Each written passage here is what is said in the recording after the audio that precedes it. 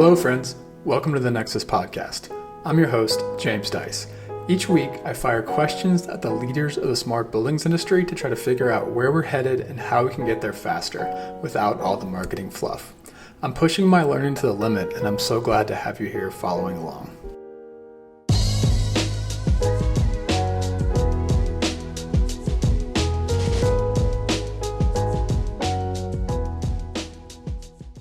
This episode is a conversation with Ben Myers, VP of Sustainability at Boston Properties, and Serene Al-Momen, co-founder and CEO at Senseware. We talked about Senseware's founding story, general trends in indoor air quality and real estate post-pandemic, how Senseware and Boston Properties are working together to deploy IAQ technology across 50 million square feet, how Boston Properties approaches indoor air quality standards, and much, much more. So without further ado, please enjoy the Nexus Podcast with Ben Myers and Serene Al-Momen. Hey, Ben and Serene, welcome to the show. Can we start with you, Ben? You've been on the show before. Can you just remind people if they have or haven't seen your episode or listened to your episode? Can you give a little intro?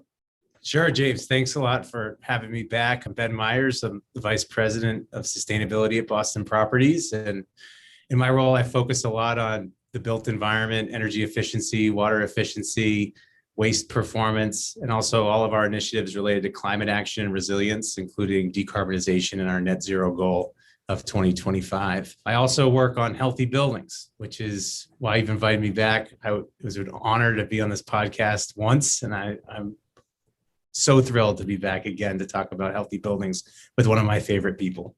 Me or Serene? Serene. That's what I thought.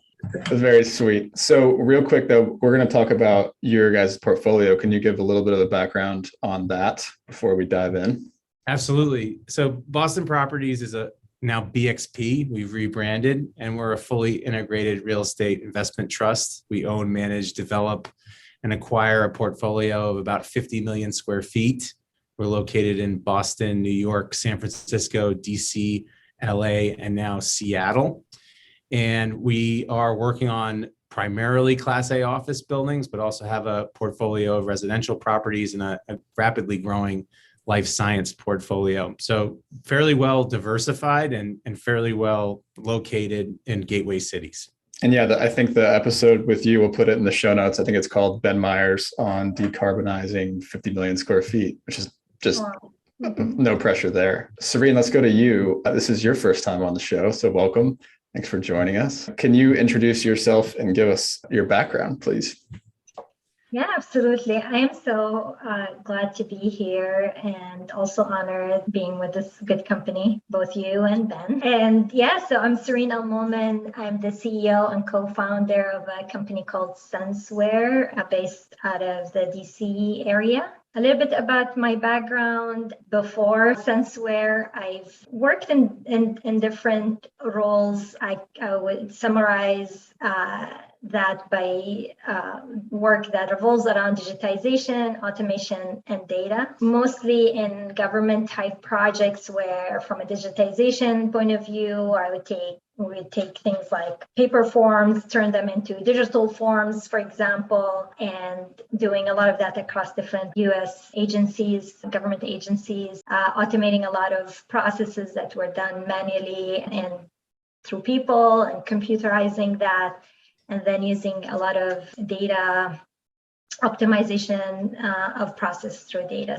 So mostly government-related work being in the DC area. And then at the same time, I was doing my grad school. And just to back out, I am software engineer by background. That's what I did for my bachelor degree, then went to business schools at Johns Hopkins while working full-time, and then also did my PhD at George Mason. And that work was also related to digitization, automation. So I did my work in the PhD project around healthcare and improving emergency departments, operations and quality of service by looking at data around the resources, the beds, the nurses, doctors, and whatnot, and then using data to say, okay, this is how you need to change your workflow so that people would wait less in emergency departments. That's all before Senseware.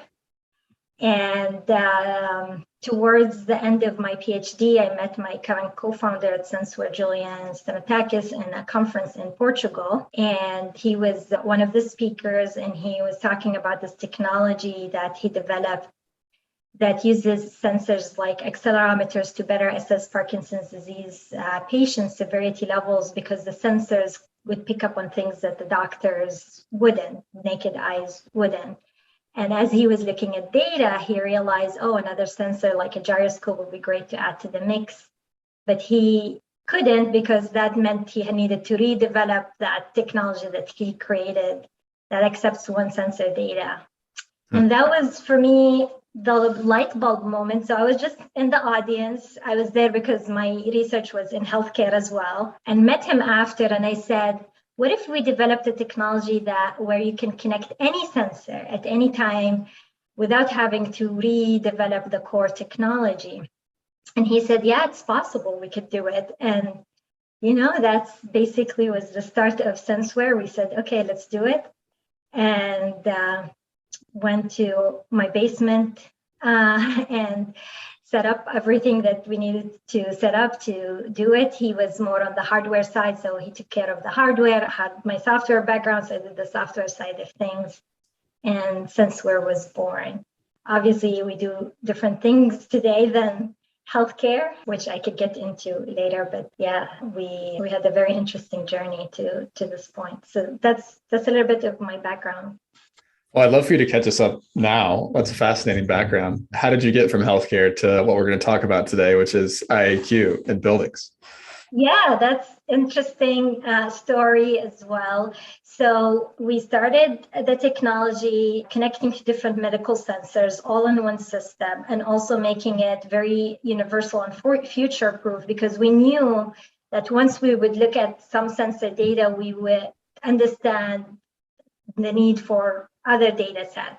So that was the whole thing. And we had a first prototype done, and then we wanted to go to market with it, but there was a lot of red tape for the healthcare space when you're talking about connecting medical sensor that go into patient into the cloud. Mm-hmm. So there was a lot of resistance there. So we didn't get the traction that we needed to keep going in that space. And it was just a, hard realization, very discouraging.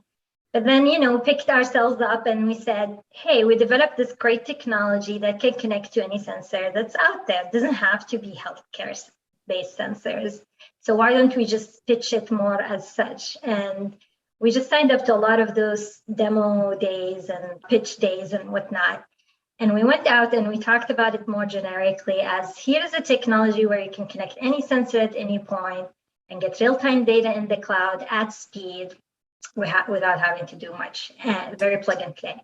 And we got a lot of interest from people that were working somehow in the real estate space, built environment, that came to us after the meetings and said, so can you then connect to my energy meter, or this, sensor on my sump pump, or, this other sensor, water meter or whatnot?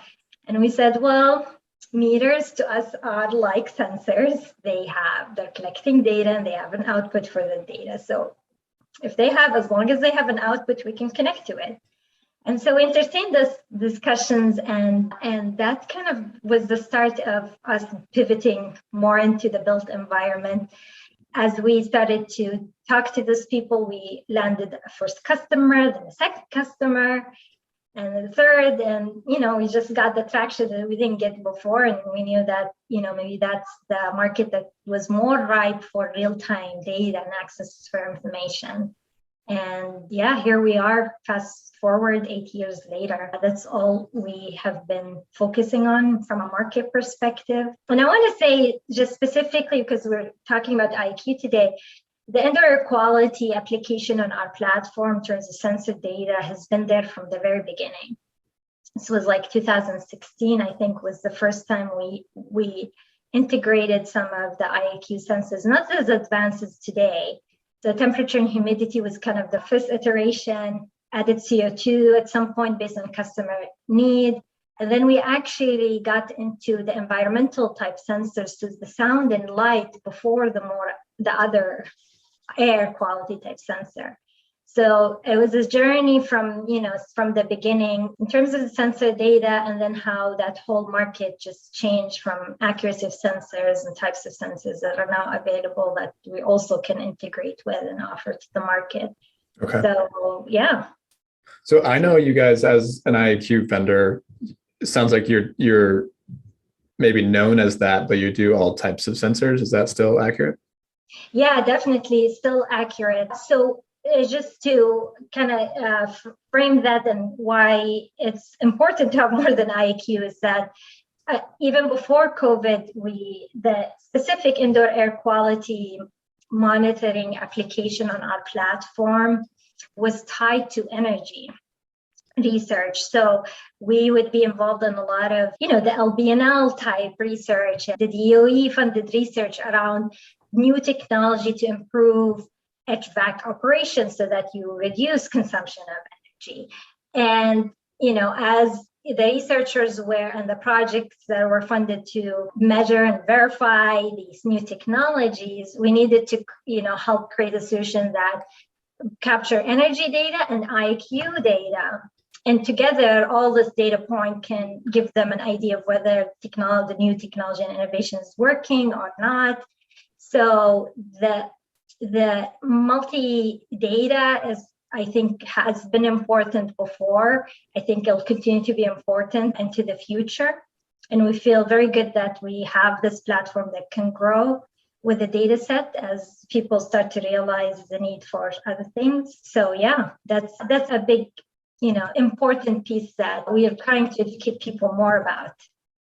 Got it. Okay. I have two more questions on your background before we dive into IAQ stuff. One is what you mean by plug and play. So if you think about the IAQ stack or the sensor stack, there are a lot of vendors that manufacture their own sensor, and then they do the entire rest of the stack as well.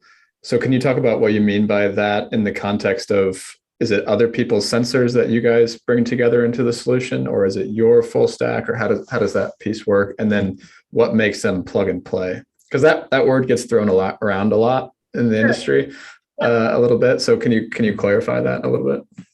Yeah, so plug and play in our world means that we're able to plug in any sensor to our core infrastructure. So we have our hardware that has this patented technology that's called Universal Sensor Interface. And so we could take any sensor, whatever output that sensor is built to have, and can just plug it into our universal interface.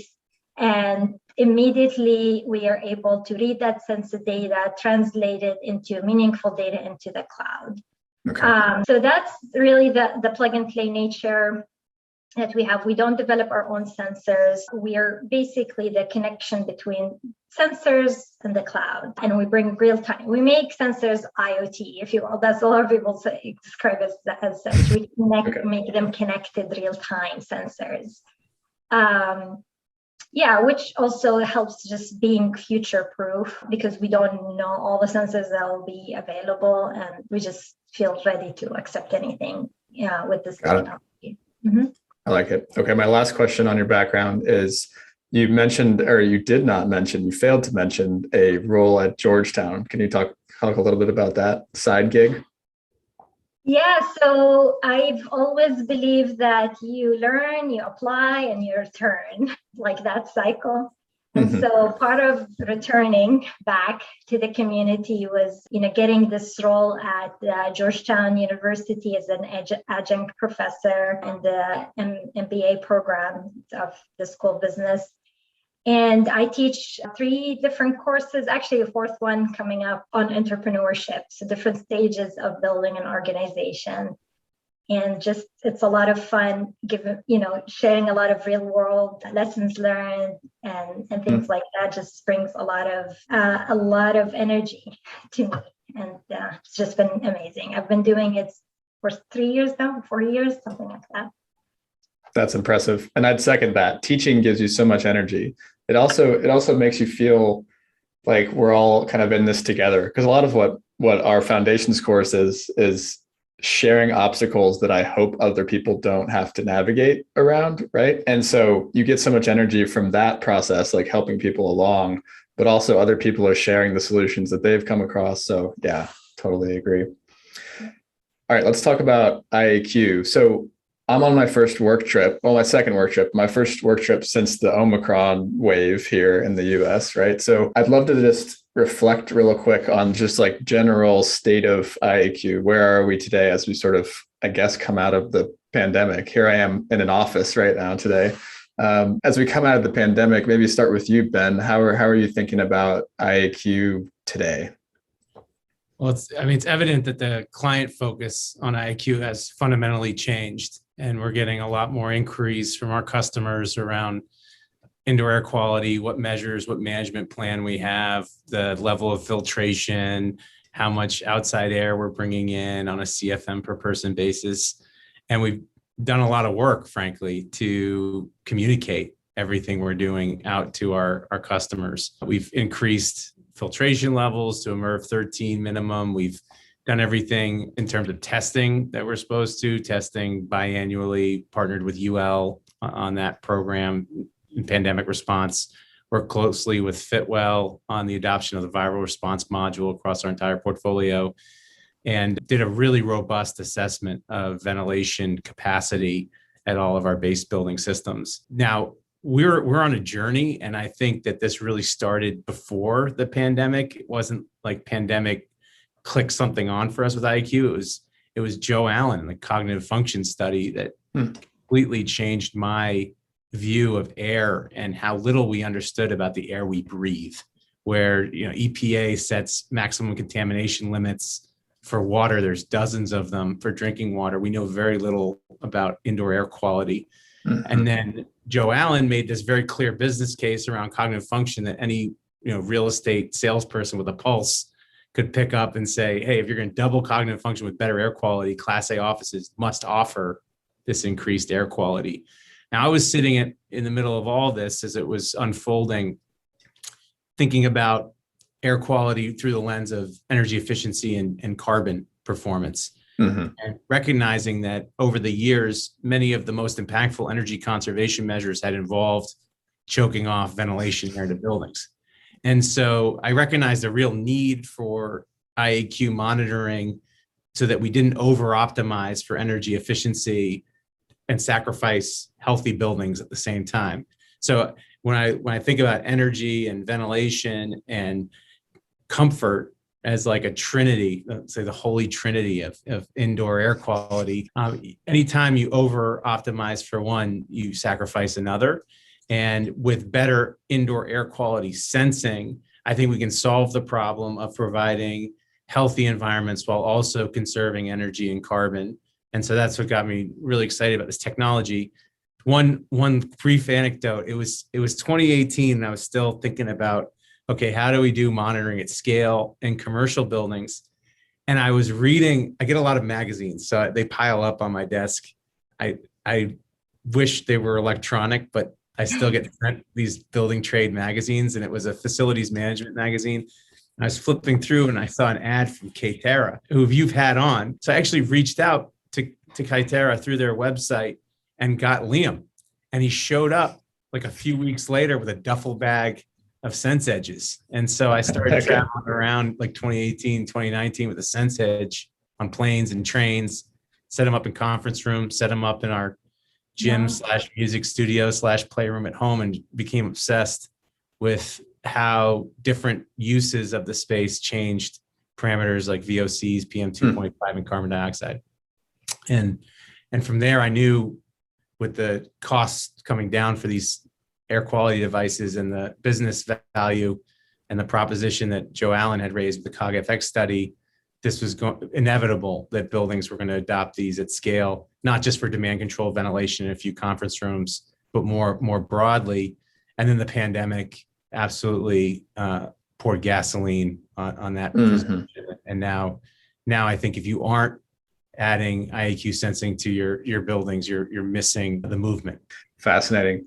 Yeah, and I think I've said this a lot of times on the podcast. I was one of those people that was choking down outside air. Well, I would say it's more of a control sequence thing, making sure control sequences were tailored to provide minimum outside air. And I think what I've realized is I was first like, this doubling of ventilation or whatever, the kind of movement was. I've realized that they're not totally in conflict as long as you're, managing both of them at the same time, like you said. And in your case, Ben, you said a trinity. It's fascinating. I was wondering if we could talk about the recent, so there was a release from the White House in the US. Now, not all of our listeners are going to be in the US here, but for those US folks, I thought it was pretty wild to hear the White House talk about IAQ. Now, there's a lot of smart people at CEQ at the White House, which we've had a couple of them on the show before. So I'm not surprised in that respect, but it's just a sign of where we're at as an industry, where the White House is talking about basically, here are recommendations on indoor air quality. Can you guys talk about what that kind of means? Well, first of all, maybe what is it? And Serene, maybe we go to you for this. What is this Clean Air in Buildings Challenge? And then what do you think it kind of means for the industry? Yeah, I can summarize in my head, reading through it. I summarize it in two things. What it is. First, it's a call to action for leaders, building owners, operators of all types of assets, whether it's school, commercial buildings, and whatnot, to assess their indoor air quality and make ventilation and air filtration improvements to help keep occupants safe. And the second piece that I feel is a part of this whole thing is for building owners and operators to have to acknowledge the responsibility for the quality of the air that occupants are exposed to. So those are the two takeaways I want to say from what it's trying to communicate. And the overarching thing, and that's also related to a speech by Biden, is that how can we, into the future, coexist with pandemics similar to COVID in case something like that happened, and not have to disrupt businesses and schools and whatnot because it happens. So let's prepare for a future based on what we've learned from this event. So yeah, that's how I saw it. And to the point about this is a U.S. thing. It was interesting once this announcement came out. A friend in Dubai reached out to me and said, "Did you see this?" And she works in the government there, and it actually sent a wave or a shockwave, I don't know, to the entire world, I think, because people are looking at what the US is doing. And now they're questioning, are we missing something? Should we have something like this?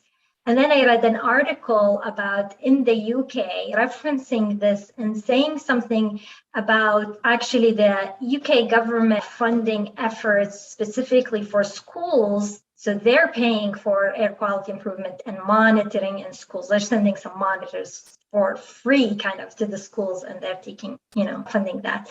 So I'm referencing that this is, it's great that the US is doing it. We're doing it to, something more, towards that as well. So I think it really will affect the world, not just here. Yeah, Ben, what are your thoughts? I mean, it seems like the list of what you guys have done and the list of what they're recommending is pretty similar. So when I read that and I was thinking about you coming on the show, I was like, well, like a lot of this Ben's already been, down the road on. I'm going to speak for all the epidemiologists on Twitter that specialize in air quality and say, like, we should have been discussing that in April of 2020, not April of 2022. So for me, it's too little, too late.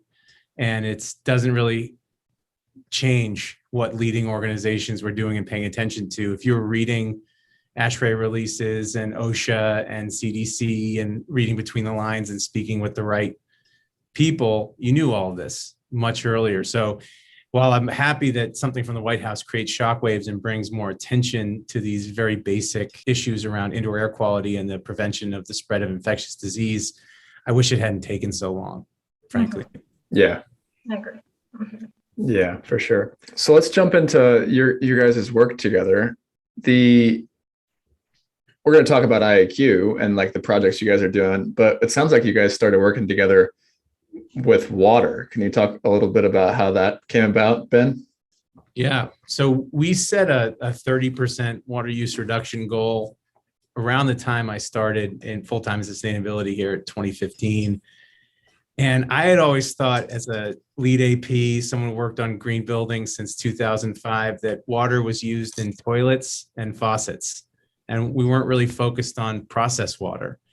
And when I went down to DC around 2016, 2017, I began to learn about how much water we were losing from evaporation in our cooling towers.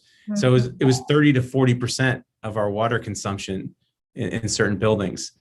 And I worked closely with Jeff Garner and our engineering team, Bill Atkinson, down in DC to learn about a technology they had adopted that helped them control the amount they blew down the cooling towers. So the water becomes contaminated over time. It builds up with electroconductivity. And if you measure EC and monitor EC, you can optimize how much blowdown you do and save. What I learned was a very generous quantity of water. So that once I saw, if one theme I think I'm getting from everything Serene said so far is their adaptive capacity.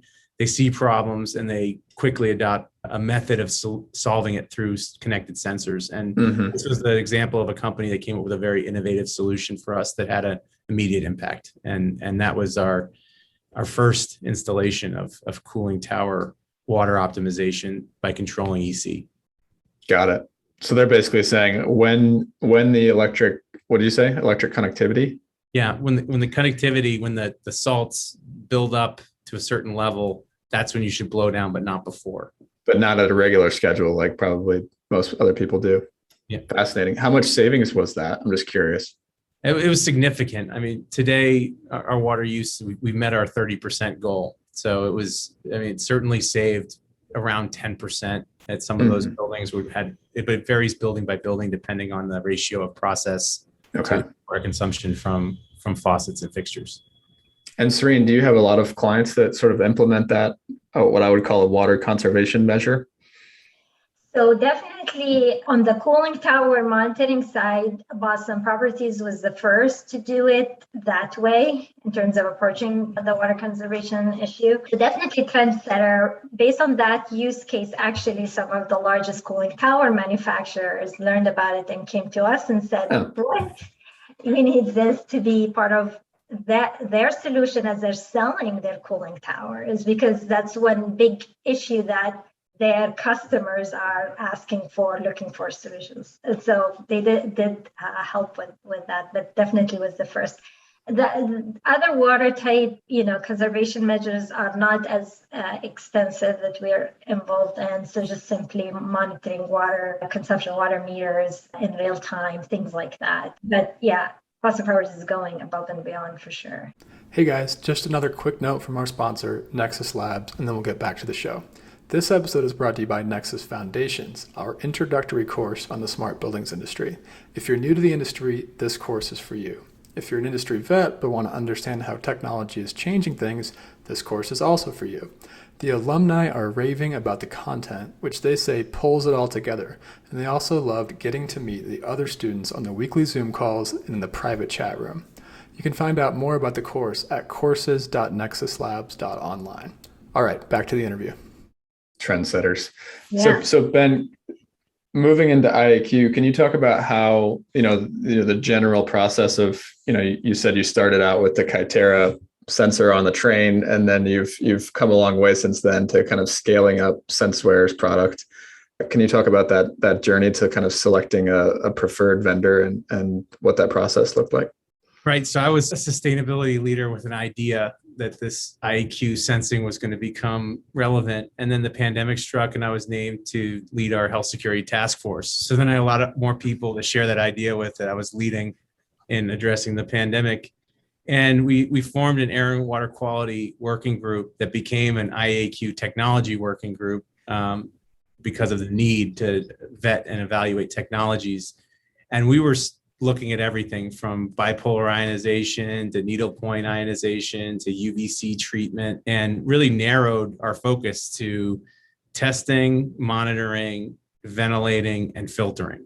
air, right? And if you could do those things well, we thought that's what's going to endure beyond the pandemic. Those are the practices that will absolutely endure.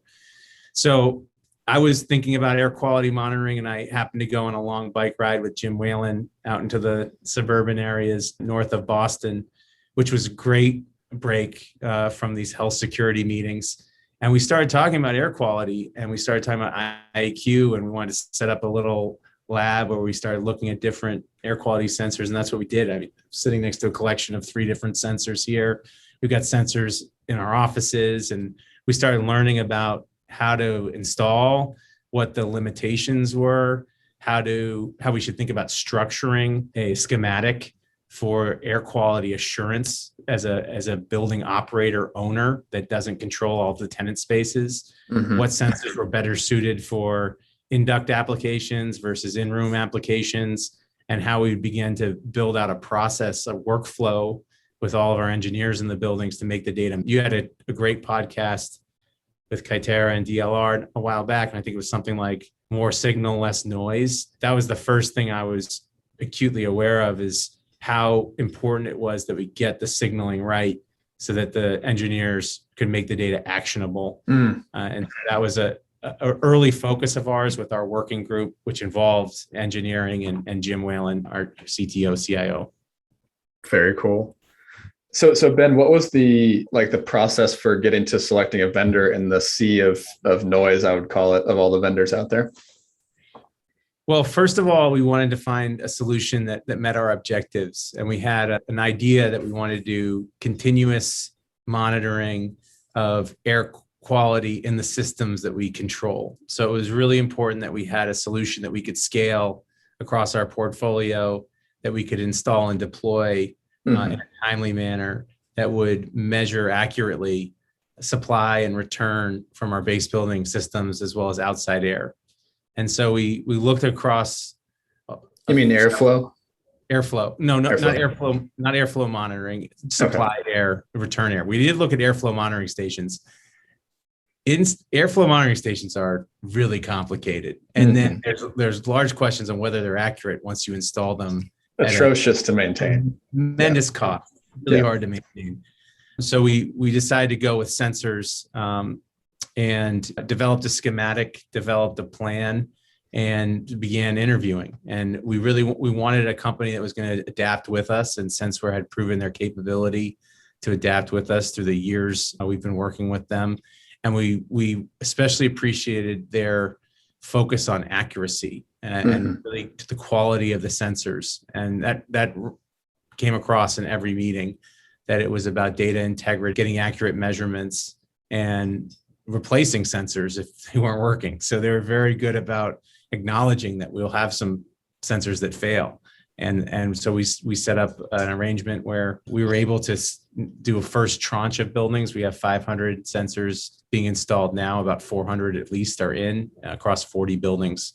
And we're growing our deployment now as we speak. Okay. And so I'm hearing focus on accuracy is really important. Focus on maintenance is really important. Are there any other attributes that you said, these are the deal breakers among all the vendors out there? We have to have this. Well, I think the wireless connectivity was huge too. The fact that we could install electrical receptacles and plug them in, and with a wireless mesh network with gateways and relays that we knew worked already, and from our DC experience was huge, because getting the data out of the buildings had to happen, and we couldn't do it cost prohibitively. So we knew we had the technology that worked and functioned in our DC region that was Senseware technology, and layering on IAQ sensors was something we knew we could do with our in-house labor. Got it. So can you talk about what that solution looked like in terms of where did you measure things? Because you guys only have control over, amenity spaces, central areas, corridors, typically, right? So how are you thinking about what to measure versus what not to measure? Sure. So I would describe our program as landlord air quality assurance. And we're looking at supply side and return side, representative sample from floors in buildings. And then we're comparing that against outside air. And what that does is, by knowing the quality of the outside air across the same variables, fine particulate, VOCs, relative humidity, temperature, carbon dioxide, and then seeing what the supply side looks like. You can test the efficacy of your filtration, right? Mhm. If outside PM gets high and it's lower across the filter is great. How much lower? And we set a threshold for that. And so we align our thresholds for all of these indicators, all these variables with standards like well and reset and fit well. And for now, we're calibrating to, let's say, the most restrictive of those standards for each of those variables. And so we want to know outside air, supply air, and then return air, what we're getting back from the tenant spaces in our buildings. And so we look at those same variables. Now, outside air and return air are going to look very different, right? And we're excited about monitoring these patterns and beginning to understand more about what we can do to control carbon dioxide in particular within tenant spaces, and how we can tune ventilation from a prescriptive, hey, double your ventilation rate from 20 to 40 CFM per person, to more of a performance standard where we're providing the right amount of ventilation to control contamination with CO2. So cool. Serene, can you talk about you guys' sort of commitment to accuracy like Ben talked about, and then the maintenance side of things? It's one of the things I've been thinking about over the past 2 years as these sensors have, proliferated, for lack of a better term. So, my background as an energy engineer, we used to use CO2 sensors a lot. And we also used to use fault detection software a lot. And one of the classic faults is that your CO2 sensor is not accurate, right? So can you talk about what it takes to be accurate at first and then maintain that accuracy over time? Yeah. So to us, the commitment to accuracy comes from the fact that we first see ourselves as a data company versus an IAQ company. And we just know that garbage in is garbage out. And so from a data, if we're just trying to give you data that answers your business questions, it better be good. And so that's kind of the core of why it's so important to us.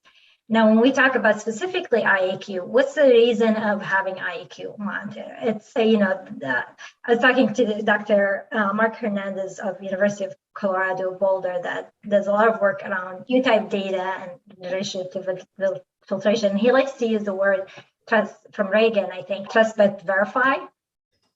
And so there's a lot of investment around, like Ben was mentioning, improving air quality in space. We know that these measures will work, but how do you verify that? And so if you're trying to answer that question, I want to verify that these are working, then again, the data needs to be accurate to answer those questions. So there are very important reasons for the data to be accurate. Well, how do we do that? First of all, one of our core principles is that when we select sensors, we go to the source of innovation. So if we're integrating a particulate matter sensor, we look at who is innovating in that space, which manufacturer is innovating, and we go to that source and we get their sensor. So we try to avoid any replicated counterfeit type sensors, on manufacturers. We like to work with the main innovators. So that's one way we ensure accuracy. The second way we do it comes back to our plug and play universal sensor interface. We actually have 43 patents on that whole concept. Okay. And the idea behind we use that strength of the technology to rev on sensors very quickly.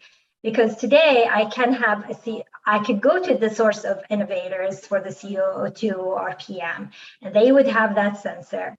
But specific with the IQ, sensor manufacturing world, they're improving so much rapidly, very quickly. So in a matter of months, we see new PM sensor, new CO2 sensor. They use better technology. And so what we do is we're always looking out for those. And once there's a new version of the sensor we've used is out from the labs, we just switch it off. And we can do it very quickly given that universal sensor interface innovation or IP that we have. So those are the two ways we just ensure the accuracy of the sensor that we have. And I think, definitely important. Cool. Yeah. Last week I wrote this newsletter called Abstraction Traction, which we'll put in the show notes. And I would include what you guys do as a sort of abstraction that's needed in the industry. Like everyone can't figure out who has the best sensor at all times forever, right? So that we need people like you guys to really nerd out on each of different type of sensor and sort of extract away that complexity. And I think that needs to happen more and more and more. Very cool. Yeah. So Ben, you talked about standards. Can you talk about the journey with, you've mentioned well, UL, Fitwell so far. Can you talk about the journey there? And it sounds like some of them they're helpful for different stages. And it sounds like you guys have also created your own standard. So can you talk about how that has worked? Sure. We haven't publicly released our standard, but I'll give you a preview. And okay, it's you heard it here first. Yeah. And I just going back to what we were just talking about, there are a lot of talented people in the IAQ space that we met with, and there are also a lot of great hardware solutions. I think what we noticed in our interview with Senseware is that they really owned their hardware solution and had demonstrated the capacity and the ability to work with our team members. And we are very hands-on as an organization, and they pledged to work hands-on with us. It didn't feel like a sale. It was more of we're going to go on this journey together. And I really think that was what differentiated them from the other very talented people we met with. So our standard is based on, first and foremost, reset. Not because we want to do what reset does. We can't. Rafer Wallace is way too smart for us to steal his ideas. But we want to be able to position our buildings as reset ready so that we can go forward and achieve a reset level certification at certain properties at the right time. And so first we want to understand, what are these sensors telling us? But we absolutely want to be positioned in a manner that we could meet a reset certification, or we could meet a well building certification for the core shell. All of this is core shell. Or we could meet, we meet and exceed the Fitwell standard. And so as all these standards and recommendations, UL now has a recommendation for IAQ monitoring that they've released. All of these standards, like we want to make sure that we're aligned, and it's almost like future-proofing more IAQ certification, which I think is coming down the line. We're also doing manual testing, as I mentioned, twice a year. Mm-hmm. This is another layer of assurance that in real time, moving from more of like a snapshot to an analog view. It's digital, but it's analog of what's going on through the entire year. And so if there are shocks or spikes, they can be addressed with alerting. And alerting is another thing we're working through now. How do you alert at the proper intervals for the right things to avoid creating noise? Yeah, you read my mind. That was where I wanted to ask you next. But first, on the standards, can you talk about, in the context of what you guys are doing with the supply, return, outside air monitoring, how that leads into the standard you've created? Yeah, sure. So the most important for the standards is our supply air and return air. Okay. So outside air is really just about efficacy of the filtration, so we can see how the filters are working. And then on the supply side, whether the mixing is bringing down the CO2 concentration we're seeing in the return, or any other contaminants we're seeing in the return. So we want to make sure we're getting enough outside air mixing to return the CO2 concentration as close to ambient as possible before supplying the air back into the tenant spaces. So the key component we're looking at for the key sensors we're looking at for the standard is the supply air sensors. What's going into tenant spaces? Are we below a threshold of, say, 750 parts per million carbon dioxide concentration? So there's a metric for each one of the variables, if you will, that is a threshold not to exceed. So we're doing very standard threshold analysis through the Senseware platform. Got it. And then can you guys, I want to go, you answer this first, Ben, and then I want to go to you, Serene, to hear how you think about this. But obviously at some point, the air in the space is not going to meet your standard. So like, what do you do after that? You mentioned alerting. I've worked with some folks on the analytics side to think about, okay, what are the right, FDD rules that need to be written? Like, what are the action items that need to happen after this happens, right? Because ideally you're getting to a root cause. What's the cause of that fault? What's the cause of that overage or reason you're not meeting the standards? How are you thinking about when that happens, and how have you guys kind of operationalized that? It's the same as, it should be the same as troubleshooting a hot or cold call. Mhm. We seek out the deficiency. Is there a damper that's not opening and closing properly? Is there a fan that's not operating properly? Has something failed in the system? And that's what we're uniquely good at doing as an active manager of our properties. Right. So we're not empowering a third party manager to do this work. We're doing it ourselves. And so we want to use it like a hot and cold call. It's a deficiency that gets addressed in real time if and when we see an alert. So that's the intent. And so when we return, when we have more heavily occupied buildings, which is happening right now, which is great, we'll probably have a lot more to say about, what, if anything, we saw as patterns. And I think that's the exciting part, is how we use this data to operate our buildings better, because operational excellence and fault detection is clearly like where this goes. Yeah, totally. Serene, how are you thinking about that side of things? So a couple of things. One of the things we continuously try to introduce is more consultative data. We call them, the fancy word is virtual sensors. So we create calculated data from the individual sensor data that gives you a little bit more of an idea of what the issues that you may want to look at. So as an example of that, we have this ventilation score. It takes into account particulate matter levels, CO2 levels, and VOC levels, volatile organic compound levels, and the rate of decay over time. And that, if we look at the shape and also how smooth it is, we could say that your ventilation is performing well or not. So when you look at that one data points versus, the CO2 levels and the PM, like individual sensor, it gives you a little bit more of an idea of what it's a ventilation issue. We do the same thing, for example, and create a mold index. So if that is, is in a bad, at a bad threshold or whatnot, we know that, you may be having that type of issue versus looking at just humidity levels individually and particulate matter. It doesn't necessarily always tell you the full picture. Where can you go and troubleshoot? So things like that are one way we are helping our clients better troubleshoot things.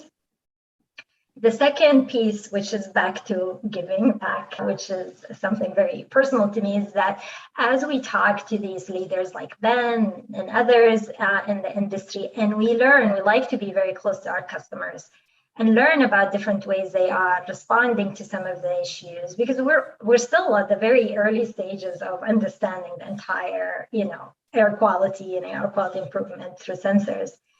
We want to capture that information and create guidelines or some, cheat sheet. Someone else had this issue. How do we cross-pollinate and help, just shortcut some of the guessing of what to do? So those are the two ways we're trying to help. Got it. So Ben, you mentioned more and more people coming back to the office. I think the last thing, so you and I last summer when we did our episode talked about how you're kind of managing that IAQ energy nexus, for lack of a better term. More IAQ equals more energy. I would imagine that as more people come back to the space, more CO2 is created, more ventilation needs to happen. So then therefore energy use then would go up. How are you thinking about that today versus last summer? Any changes on how you're thinking about that?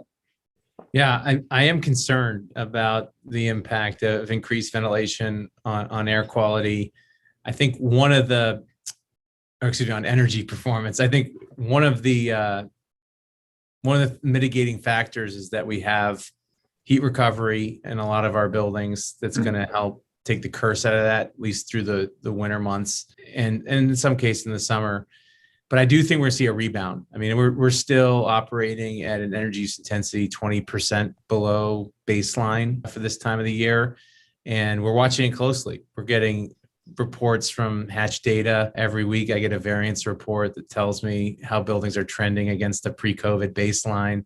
And we're looking for pops. All right. And then we'll drill into where we see large escalation and figure out what's going on.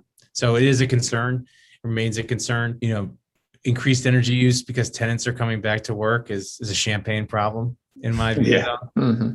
We want people to be enjoying the space. We want to have our tenants back. We want to welcome them and we want them to feel it's safe. So that's our primary objective at the moment. Yeah. I was just going to ask you, and maybe that answers this question, but how do your investors think about that problem, right? Because, on one hand, they're saying we demand you to be, I can't remember what your guys' carbon target is. On the other hand, we demand, a great experience when our customers come to the office. I think I don't want to be disrespectful of investors, but it's not a key priority for them. Just like it's not a key priority for policymakers in our cities. They're not really concerned about that. They want decarbonization to occur, and their operating partners are the ones that figure it out. And that's that. I think the primary objective of theirs is to demonstrate that the companies in which they're investing are making progress on climate action. And a story about slowed climate action because of ventilation is not a story people want to talk about. It's not just investors. I think it's everybody. Well, damn it, we talk about it on this podcast. Well, this has been so much fun. Thank you both for telling the stories about real world work going on in the buildings. Can we close out with some carve-outs? So what book, movie, TV show, podcast, any other thing you want to share would you recommend people check out? Let's start with you, Serene. I did have to think about it. Just do so much. The company keeps me busy, but I was just thinking, I was like, what are the things that I do outside of work? And I think just 3 areas that I'm interested in. A lot of things related to startups that goes back to actually my work, as an adjunct professor. So I like this podcast. A couple of them, How I Built This by MPS and Kairos Law, is a great one. And the other one is Startup Therapy, which is amazing to combine, real situations that startup founders go through and how to deal with it, burnout and things like that. So that's one. I do a lot of food and health type, healthy food also type stuff. There's, a couple of things there, a book called Just the Good Stuff, just nice recipes of things we really crave, like brownies or things like that are healthier, made in a healthier way. So that's a big passion of mine. And then a big other areas related to personal development and also leadership. So reading things like, essays related to the hero's journey by Joseph Campbell, adult development theory by Robert Keegan, one of the Harvard University of Education professors, all the stages and how do you improve through life and mature through these different 5 stages of adult development and things like that, I think would be really insightful for people. So I hope that's helpful. So those are a few things that came up for me. I'd love for you to send me the top essay on the hero's journey, and we'll put that in the show notes. What's your favorite one? Send me that. I love that list. That's really fun. Thank you for sharing that. What about you, Ben?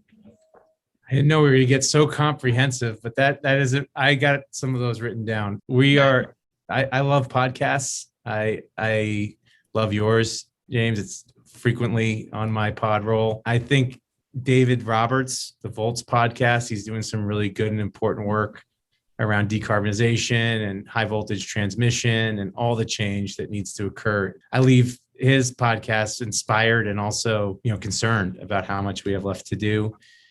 And then, like many real estate executives in the office business, I share a guilty pleasure of We Crashed. The Jared Leto interpretation of Al-Momen is absolutely magnificent. I just started watching that over the weekend. It's on my list. Okay. Amazing. So. Okay. That's great. All right. So mine is, I've been sharing books recently, and believe it or not, I haven't finished the ones that I've already talked about on past episodes. So no more books. I want to share my favorite band. So I listened to this band probably, I think I'm in the top 0.5% of all Spotify listeners for this band. So I'm like, I have to be like in their top fan list. I've seen them 3 times. I've seen them at Red Rocks last year. It's called Krungbin.